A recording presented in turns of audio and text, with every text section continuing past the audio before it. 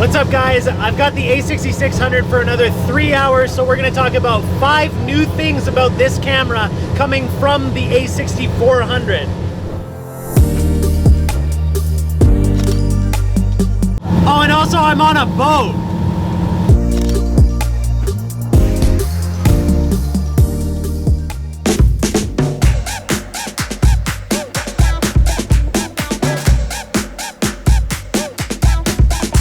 So first and foremost, the thing that I'm noticing when I look straight up at the flip screen, which is the same as the a6400, is that when I'm autofocusing, when I'm in continuous autofocus, it's actually picking up on my eye. So not just face autofocus, but full on eye autofocus. So for those people who are super particular about making sure they catch focus on the eye, this is gonna be awesome.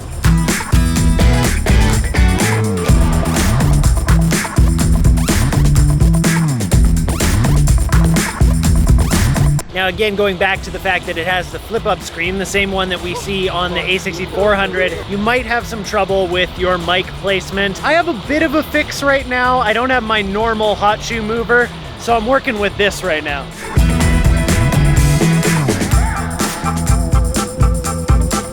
I don't really mind it. Some people like to make a big deal out of it, but it is what it is. The next thing that I really love that they've upgraded for the 6600 from the 6400 is the new Z batteries. Let me tell you, being someone who now owns the a7 III and having used those Z batteries, it is a huge change coming from APS-C with the little batteries that only lasted like maybe an hour of filming, depending on what you're doing.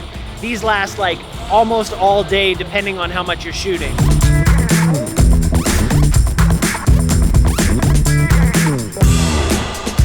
So the third thing that's new about this is the headphone jack. And I didn't actually think that I was gonna care much about having a headphone jack, but it's actually really handy. As a person who films myself a lot, obviously I can't be monitoring at the same time or it would look weird that I had headphones in. But when I'm filming anyone else, when I'm doing stuff for my work, it's actually really handy to be able to hear what your microphone sounds like. Not only just see the levels on the screen, but to actually know what your mic sounds like before you start shooting.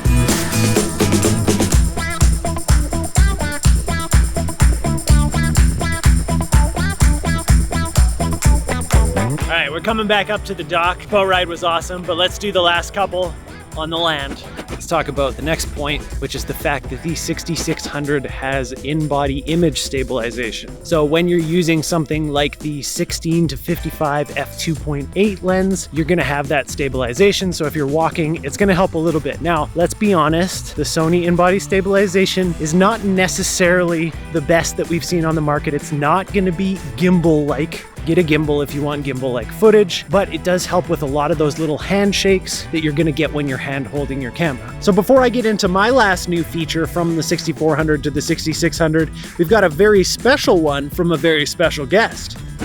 Yo guys, Sidney here. So one of my favorite things about the a6600 is that it has the extra custom button right over there, C3. Now you can customize it to be auto white balance or maybe pick a picture profile, whatever you want, which is really cool. And the fact that it has 4 custom buttons, you can assign whatever you want in any place right over here, making it super easy, making it efficient to whatever you film, whatever you take photos. Just so good, so good.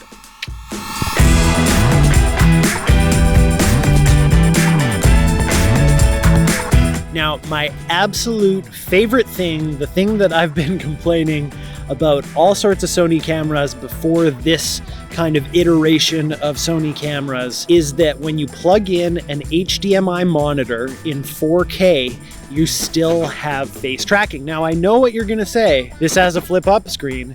Why do you need the HDMI monitor? And the reason is because the HDMI monitor is bigger, it's brighter, sometimes they have cool features, things like being able to load LUTs on them, that kind of stuff. So it can be super helpful, and having that face tracking while you have that plugged in is huge, because on all the other models, a6400, a6500, even the a7 III, when you plugged in that HDMI monitor, the face tracking turned off in 4K. Now, before you run away, I wanna go get one more impression on this camera. Hey Becki, as someone who just bought the a6400, what do you think of the a6600? Oh, I don't give a f about gear. Okay, do you want me to actually answer your question? Yeah. I'm kind of f***ing rotted, to be honest with you, because it's basically the same with IBIS, correct? I didn't use it yet, but it kind of f***ing sucks. Like, shit. The camera sucks? No, I suck for buying the camera before the 6600 came out. And there's IBIS, and I miss the IBIS.